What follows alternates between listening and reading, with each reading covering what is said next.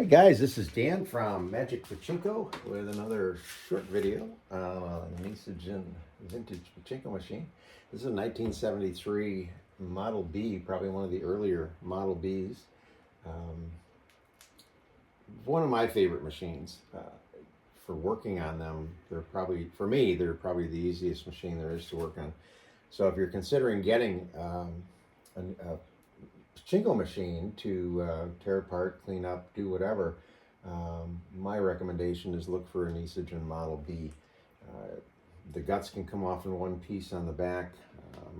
If you get into it, let me know. I'll be glad to help you with that. Full restoration was done on the machine. This one had the wash done to it probably in the day, so the play field was very water stained. The backboard was tremendously water stained. One of the reasons why we put new play fields on and use vinyl, so it takes care of all of that. All the wood got polyurethane sealed up so that this machine will last forever now. Interesting machine. When I talked to the owner, there were any number of things that I just sort of scratched my head with on this machine, and unfortunately she remembers it as a kid, but beyond that she doesn't remember much about it. There were some broken parts. There were some missing parts where I wouldn't expect missing parts. When you pick up a vintage Pachinko machine, I've seen all sorts of states that they're in, I guess. But the Nishijin machines, the wiring harness is usually intact. Sometimes people just cut the switches off, cut the light bulbs. I don't know why they do that sort of stuff. But usually the Nishijin wiring systems are in pretty decent shape. This one was really weird in the sense that this is not a Nishijin power hookup up here. They never use that plastic to the best of my knowledge. Now, granted, this one's one of the older Model Bs. Maybe I'm wrong, but I was immediately drawn to that and said that didn't even come from a Nishijin machine. The wiring itself had been redone. Have no idea why, but unfortunately a lot of people just don't have the skill set to do soldering and good wire connections. So a lot of this has all been replaced, but a lot of the wires had just simply been twisted together and then some black electrical tape around them. Now for something like this it suffices, but I much prefer to redo a wiring harness. So we're in good shape now. What else was? Oh, internally there were pieces missing of the jackpot system, which would have made the jackpot inoperable. The screws holding this piece down, all 6 of them, were gone. Nothing about nothing bad to the owner, but I just sometimes I scratch my head and say, what were you thinking? So at any rate, it's back in good shape. It's a pretty machine. It's got an interesting this little somebody called this a decider. I'd never heard the term, and that's probably a good thing. Although I wouldn't call this one a decider. The ball just drops down through it. A decider would say which way you're going to go, or right or left, up or down. But interesting term.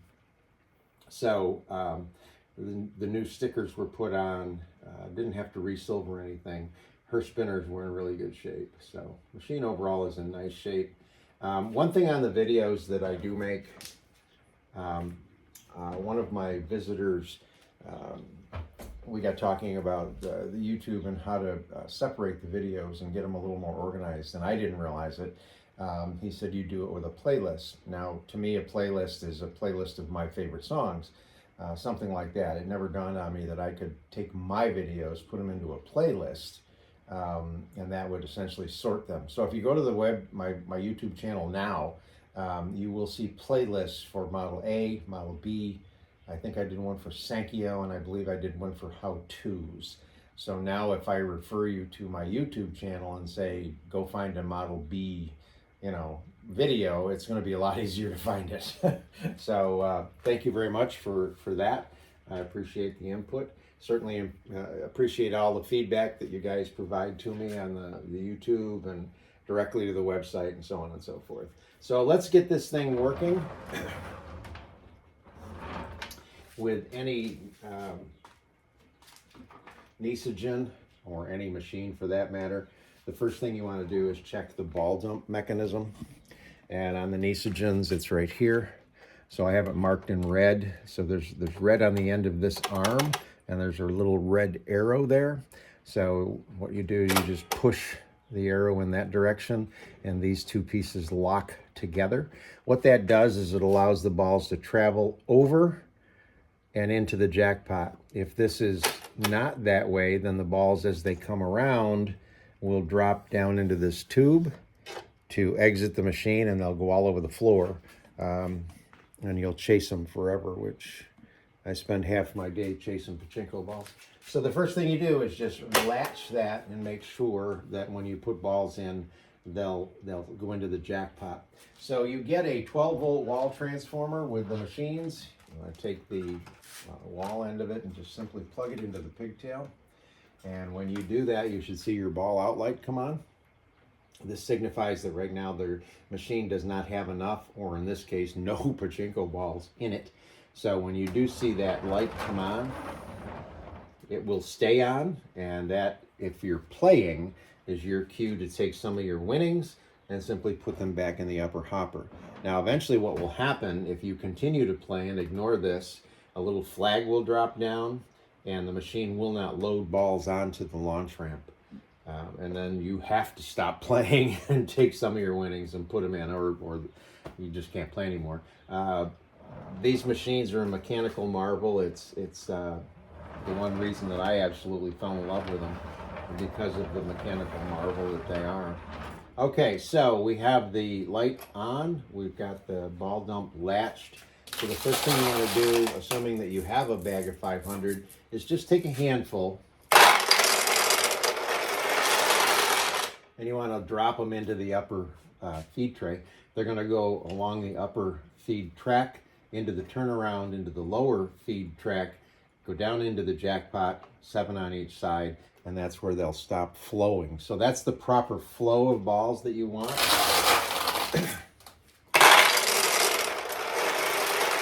Again, from the hopper down, around, across, and in. So now that you know the flow is correct, you can just take all, that's too heavy. You can just take all of the balls that you have, save maybe 15 or 20.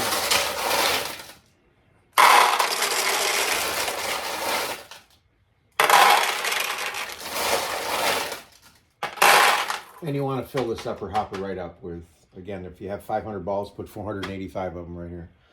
Notice now that they've backed up. They have weighted this platform down. When this platform gets weighted down, it lifts this arm off of the switch that activates the ball out light. So this comes up and off, turns off the ball out light. So this says I've got enough balls to be functional. It also switches this here to lift up a gate that then allows you to load a ball onto the launch ramp. When this is depleted, when the balls come way down here and deplete, it's going to turn the ball out light on, but it's also going to let this drop, and that will keep you from launching the balls. So right now we've got plenty of balls in the machine. It's loaded up, it's ready to go. So let's turn it around. The original feet were on the machine. I took them off. I ran them through my planer and joiner sander, got them all cleaned up, polyurethaned them, made them look pretty. But I also put the little ramps on the bottom so that this machine now tips back the way that you want it to. Just a little bit, not a lot. So as a player, you're going to drop some balls in here. If you look in the window, you'll see the balls have actually fed down into the launch ramp. Now when you launch a Pachinko ball, the proper way to do it is curl your fingers underneath the post here. Use your thumb to pull down and let go. And that's how you launch a Pachinko ball. What you want to have is something similar to this that will go across here and here. This is where the balls will drop out of the machine, the losing ball and the winning ball. So you need something here to catch the balls. Okay, so again, all the way down, let go. And you can, there we go. And there's the win. You can launch the balls very, very quickly. You can just, and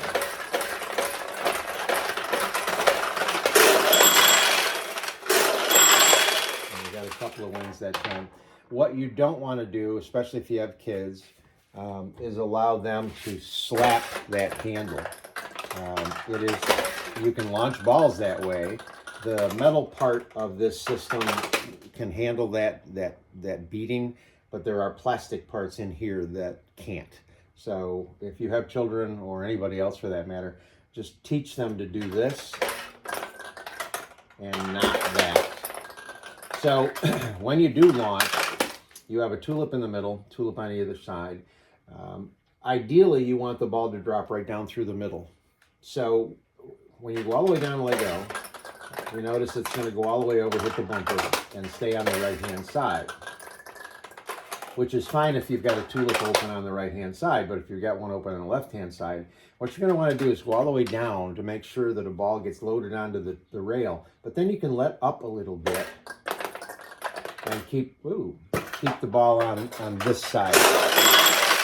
Now, if you notice what I was doing is this machine, you may want to tip this machine back just a tad more.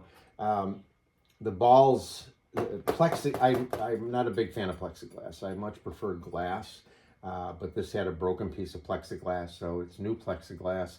By leaning the machine back a little bit more, the balls lay against the playfield rather than the plexiglass. But if you see one just sitting there, you tap the plexiglass and it'll let go. All of the nails that have to come out to do a new playfield have been reset.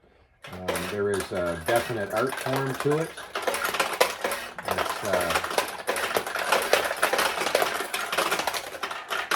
It's a little bit of a time-consuming process, but like I said, if you get one that gets hung up, usually just a little tap and you should be fine. So let's see if we can get a couple more wins here.